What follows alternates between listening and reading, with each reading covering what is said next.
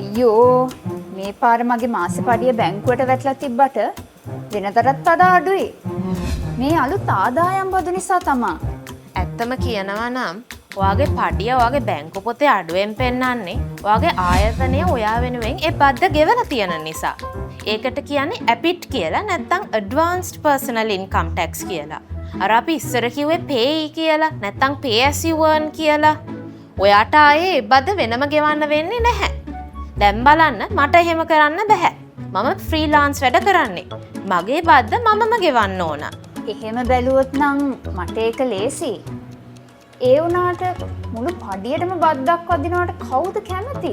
ඔයා දන්නවද ඔයාගේ පඩියට ගෙවන මුළු බද්ද කොච්චරද කියලා? එහෙමනම් මන් දන්නේ නෑ. හරි. අපි හිතමු ඔයාගේ මාසික ආදායම රුපියල් 1,60,000යි කියලා. එතකොට අපි දන්නවා පළවෙනි රුපියල් 1,50,000 බදු වලින් නිදහස්. ඊළඟ රුපියල් 10,000ට තමයි 106ක බද්ද වදින්නේ.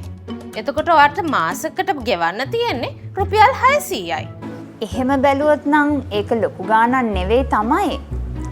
ඒ වුණාට ඉතින් මාසේ පඩියට විතරක් නෙවෙයිනේ බදු වදින්නේ. මගේ බැංකුවේ තියෙන සල්ලි වලටත් බද්දක් වදිනවනේ.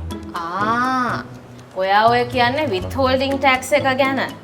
ඒක ඔයාගේ ඉතුරුම් ගිණුවේ මුළු මුදලට නෙමෙයි. ඒ මුදලෙන් ලැබෙන පොලියටයි බලපාන්නේ. ඔයාගේ withholding tax එක ඔයාගේ මුළු බදු බිලෙන් අඩු කරන්න පුළුවන්. ඒ වගේම ඔයාගේ withholding tax එක ඔයාගේ මුළු බදු බිලට වඩා වැඩි නම් මුදල් ආයේ ලබා ගන්න ඉල්ලුම් කරන්නත් පුළුවන්. ඒ කියන්නේ මට මගේ සල්ලි ආපහු ගන්න පුළුවන්ද? ඔව් පුළුවන්. හැබැයි ඒක එච්චර ලේසි වැඩක් නෙමෙයි. ලංකාවේ බදු පද්ධතිය කෙරෙහි වැඩි විශ්වාසයක් ගොඩනගා ගන්න මේක ඇත්තටම නිවැරදි කළ යුතු දෙයක්.